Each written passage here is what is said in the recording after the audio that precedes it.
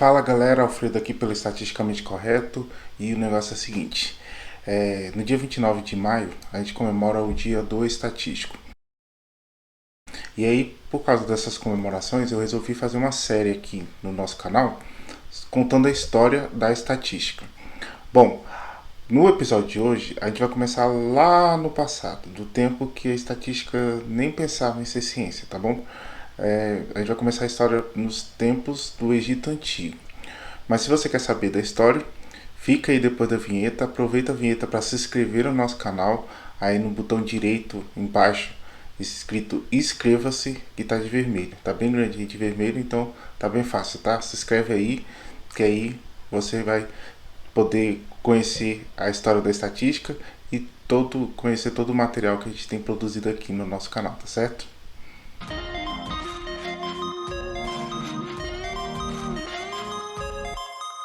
Pois bem, a gente vai começar aqui falando sobre a descoberta do aleatório, a descoberta da aleatoriedade, né? Hoje, o conceito de aleatoriedade já é bem consolidado na sociedade, exceto assim algum ou outro problema, né? Recentemente, inclusive, são parênteses aqui, a gente viu pessoas no Instagram, tava rolando uma corrente falando para você listar 10 coisas aleatórias que você não gosta. Listar aleatoriamente 10 coisas que você não gosta. Bom, se você que está listando, você que está montando a lista, não é bem aleatório, né? Então, as pessoas ainda fazem um mau uso aí dessa palavra aleatório. Mas enfim, desconsiderando isso, o conceito mesmo de aleatoriedade é bem consolidado. A gente sabe que um evento ou experimento aleatório é um evento que a gente não tem qualquer previsibilidade, a gente não consegue prever o que vai acontecer. A gente até, em alguns casos, consegue falar que uma ou outra ocorrência de alguma coisa é mais provável, mas a gente não consegue garantir o que vai acontecer. Esses são os experimentos ou eventos aleatórios. E a gente está lidando com a aleatoriedade. Mas quando é que o ser humano começou a lidar com a aleatoriedade? Como que foi essa forma de lidar com a aleatoriedade, né? Como é que foi essa descoberta de que existem coisas que são aleatórias e que você não consegue prever o que está acontecendo? Como eu disse lá na pré-vinheta, a gente vai ter que voltar lá para o tempo do Egito Antigo, tempo lá de Faraó e tudo mais, para poder entender quando é que surgiu essa interação ser humano e aleatório, né, os eventos aleatórios. Porque foi lá que foram encontrados, foi de lá, né, do Egito Antigo, que foram encontrados os primeiros registros do ser humano lidando com algo que fosse, de uma certa forma, um experimento aleatório. Foram encontrados em tumbas, né, sarcófagos e tudo mais, e também em papiros, né, em alguns papiros, figuras dos egípcios lidando com um objeto muito parecido com um outro objeto que a gente tem nas nossas casas, que é bem comum nas nossas casas, que é o dado. Na época, o dado da época, né, eram feitos de ossos de ovelhas e de bodes, e ele tinha o nome de astragalos. Então esse astragalos, que eu vou deixar a foto aí, ele era utilizado para tanto para jogos, né, pelos registros das pinturas, ele era muito utilizado em jogos mesmo, diversão, momento de lazer entre os egípcios, como também por motivos religiosos. A gente não tem muito conhecimento de como que era utilizado nem na parte religiosa e nem nos jogos, né, de como que eram esses jogos. Até porque os registros são só pinturas dos egípcios utilizando os dados. Então a gente só sabe que eram utilizados nessas situações, mas não sabe de que forma os dados eram utilizados. Mas de uma certa forma eram dados, como eu disse, feitos de ossos, e aí eram dados de 4 faces, né? Eram ossos de bodes e de ovelhas, e aí eles tinham 4 faces, ao invés das 6 faces que a gente conhece hoje. Tinha 2 faces maiores, né? Vocês vão ver na imagem, né? Tinha 2 faces maiores, de cima e de baixo, e as laterais consideradas faces menores, né? O nome era astragalos, mas é o primeiro registro que a gente tem toda a interação do ser humano com algo aleatório.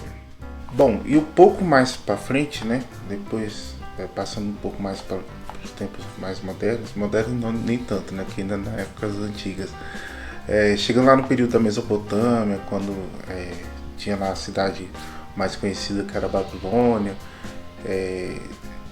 os pesquisadores encontraram, né, registros, estudando a história da Mesopotâmia, encontraram registros de um jogo chamado Jogo dos 20 Quadrados, né? A tradução eu estou botando mais ou menos assim, né? The Game of 20 Squares.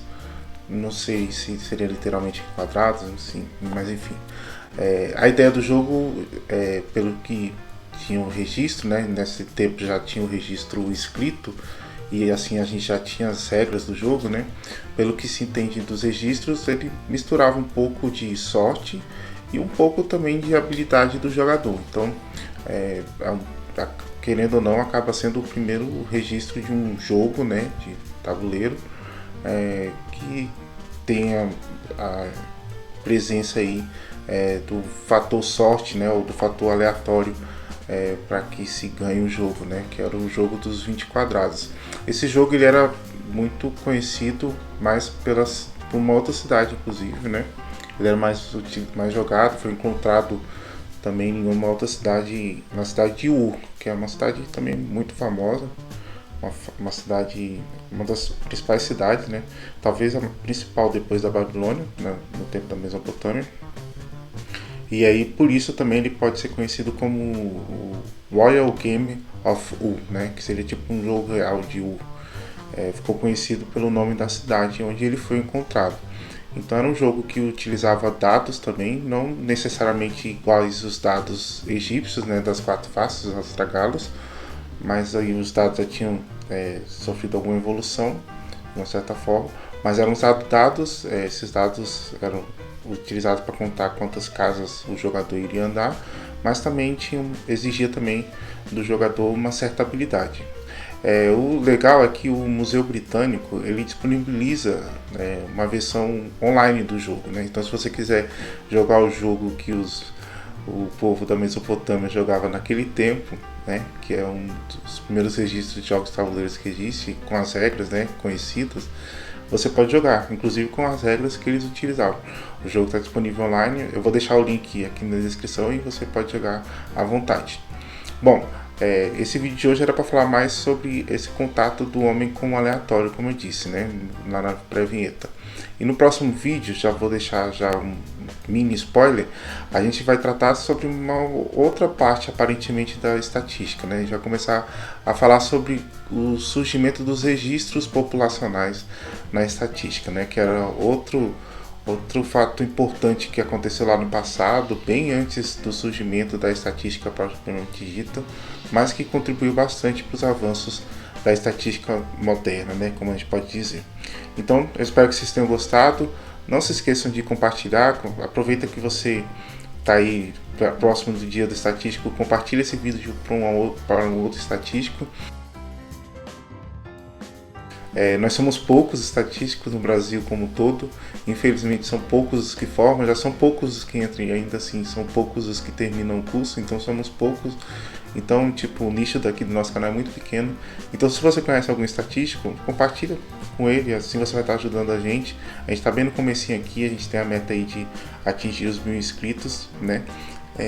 E a gente faz esse trabalho de uma certa forma gratuita para vocês, porque é um trabalho que eu gosto bastante.